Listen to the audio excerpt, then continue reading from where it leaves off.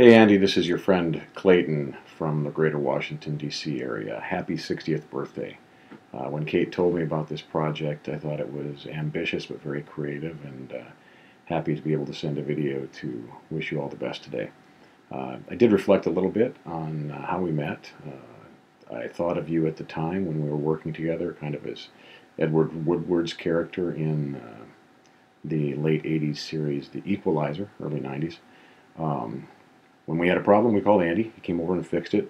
Kind of dragged us kicking and screaming into 21st century networking protocols. And then you were so good at problem solving that we actually imported you for 2 years here across the pond. And you really got the North American Network Organization, really the global network organization, into shape. It was important to me, being the revenue guy, the sales guy, customer-facing guy, that we had a stable network, and I think that you did a great job of putting a buffer between me and your guys, because I think sometimes I was breathing a little heavily down their necks. There's always a healthy friction between sales and operations. I think that what you did with speech recognition really in its nascent development was remarkable. We had to thwart a competitive threat, and I remember going out to Sprint with you, and you insisted on a live demo, and of course I thought Murphy's Law would come into play, which it did, but you handled it with humor and self-deprecation and won the customer over anyways. The odds of that going well were tough, and that was a fantastic showing, actually, despite the failure of the technology.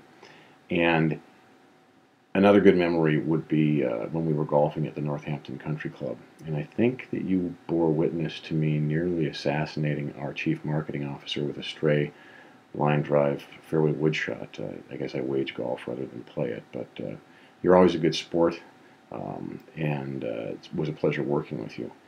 Subsequently, I've watched you on YouTube, not YouTube, I'm sorry, on Facebook, and as a grandfather, I've watched you with Ollie, watched you with your family, watched you take Sir Paul McCarthy's Half the Man I Used to Be really to heart with your diet and fitness regime.